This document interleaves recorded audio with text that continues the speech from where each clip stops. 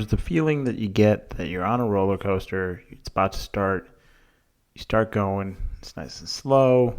Builds up. Boom. You're going super fast. You're having a great time. It's exhilarating. There's that build up to inevitably what's got to be a drop or some type of twist or turn, something that's going to put you upside down. Whatever it is, it's just super exhilarating, and it's extremely fun, and it's an experience that you don't really get anywhere else.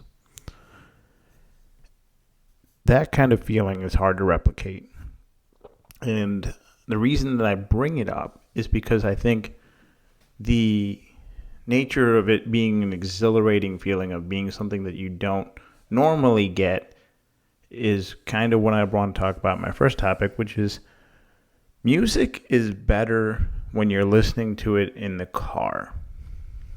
Welcome to the Rishi Mishra podcast. My name is Rishi, and it is July 5th, 2024. Music is better when you're listening in the car. Music is great generally, in my opinion, no matter how you're listening to it. But when you're listening to it in the car, it's just the best feeling because of that exhilaration. When you're driving, you're going at fast speeds, whether it's 40 miles and above, or even, and I'll get to it in a second. But when you're going like 40 miles and above, and you're driving fast, and you're feeling this rush of air go by you, or if you have the windows closed, even if you have the windows closed, just being able to feel the scenery around you just fly by you as you're listening to some sort of hyped up music. Now, if you're listening to the mellow, sad music, definitely not the best to have an exhilarating atmosphere. But if you're listening to hyped up or upbeat music in the car, one, it's this exhilarating feeling, and then two, a lot of times it sounds better because the sound systems in our car are generally fantastic. They have great internal sounds in terms of the sense that the sound's all around you. It's a surround sound, I guess is what I would say. Whereas most of the times we don't really feel that way when we're listening to music. I get so excited when I listen to music in the car, traveling down the highway at such high speeds, and just getting pumped. And that's kind of how you got to get excited for like going to work. Just get pumped to some hyped up, upbeat music. The other instance that I was talking about with music better in the car is when you're traveling at a really slow speed. So like 20 miles an hour or less. And I feel like you're traveling through a nature type scene. So whether it be like mountainous areas or lakes, or even just like, for me, the Morton Arboretum. Traveling at 10 miles an hour through the Morton Arboretum with either like having the sunroof, moonroof, whatever you want to call it, all the windows down, that open, and just playing some sort of classical music or some sort of nature music, and traveling at a super slow speed. And you just get this immersive feeling like you're in it. You're in nature, and you get to relax, and you get to slow down, and you get to stop thinking about the millions of things that you're thinking about, and just enjoy the beautiful nature that's around you when you're not deep in this hustle and bustle of everyday life. You could kind of also do the same thing in the city and downtown if you're driving through streets. It's a little bit harder, but I've definitely had that feeling as well in downtown. Just kind of, I don't want to say zone out. It's not like I'm like, forgetting that there's lights and people and everything, but like, it's just chill, super chill. So, music is just so much better in the car than anywhere else. And, yeah, I don't know of any other places that I could think of. I mean, it's like on an airplane, yeah, you're going fast, but you don't feel that way. It just doesn't feel the same. You're not the one driving the plane. Be curious what a pilot driving the plane, or piloting the plane, would feel if they were playing music while doing so. I feel like it can't have upbeat music while piloting the plane. It'd be a little scary. Maybe when you're taking off, that'd be cool. But then once you're cruising, it's got to be some chill music. But it's a pretty dang awesome view. I get into the next topic, which is gonna go more into the book Charisma Myth. I'm almost done with it, actually, and I think one of the common themes that are seen throughout this book and in many of the other books previously that I've read is presence and empathy are some of the most important things that you can have. And I'll get to that in a second, but I want to talk about body language as well, which is another key factor that the author talks about is your body language impacts how you are perceived by others significantly. So when you're sulking and when you're looking down, you have this lack of charisma that is not presenting well to other people. And it's also hard to be happy when you're in those positions. Like your body language positions determine how happy you can be. Like you have to be in certain positions to have happy gestures, happy faces. And if you're sulking and you're down, you really can't do that. There's other things that she talks about. Like one of the things to practice different variations of charisma included walking through a college campus, going to like the Union. I guess I don't even really know how to say it. The quad is what I meant. So you walk through the quad. So you take like a straight line path from one end of the quad to the other, and you do not stray from that line. Like you don't move. Everyone else in front of you has to move one way or another. Like you cannot move left or right.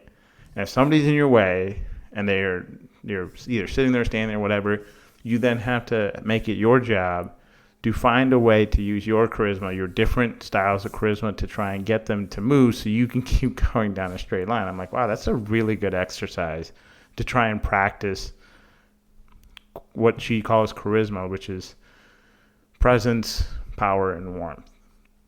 And I guess you can have different types of charisma as well. In the book, she talks about there's 4 different types of charisma. But I actually would recommend reading The Charisma Myth. It's a decent book. It was written in 2012, so it's 12 years old at this point. So some stuff may or may not apply as much. Like culture and life has changed since then. But it's still a really good book to read. And I mentioned presence and empathy. So empathy is what I've talked about this before, but empathy is being able to see what other people see, regardless of whether it's rooted in reality. That does not matter. It's what their perception is that you have to care about. What are their rules? What are their thoughts? What are their expectations? To be able to see them. And it's not necessarily that you have to care about that in the sense that, you had to like think about like how your actions impact that, but you have to have empathy to be able to get to know them on a broader level. If that makes sense. Like you have to understand what they're thinking to be able to connect with them. And that includes presence. Being present is something that's very hard for us to do, especially in the day and age of distractions of phones. And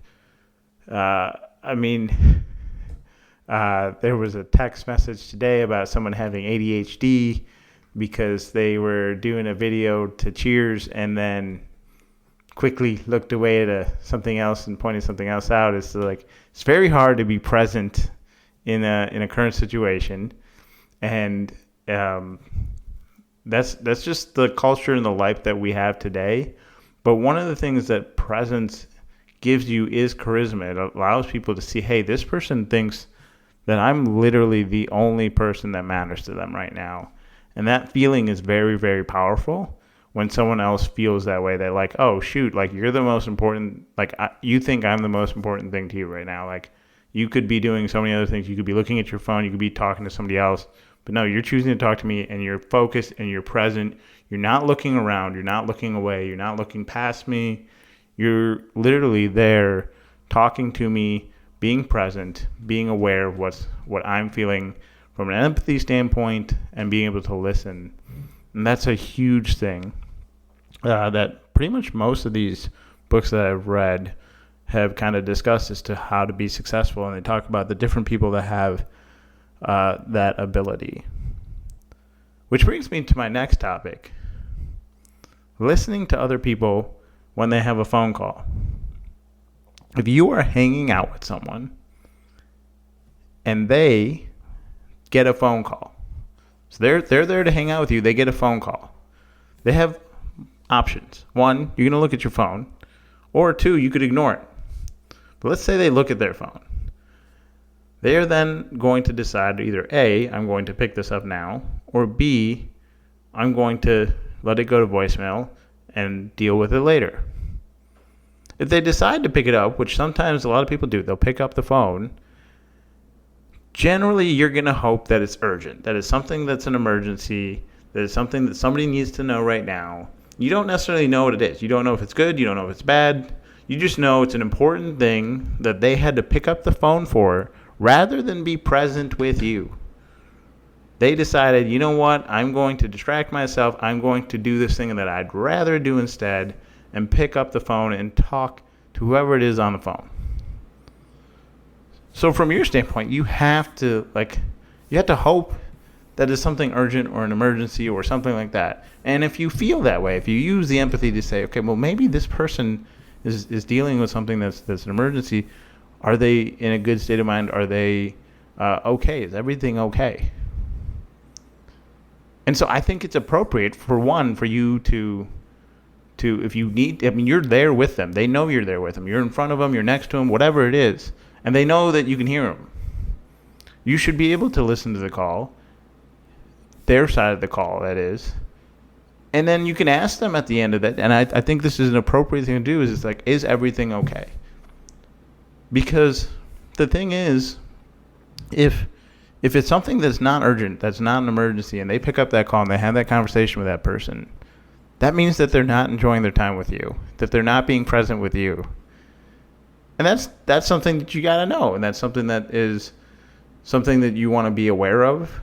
And that might change, one, your opinion of that person, but then two, also what it is that you would do around that person. Maybe it's okay, if this person is not that interested in me, maybe they don't want to hang out with me as much. Or maybe whatever it was that we're doing is not that exciting to them and does not bring them,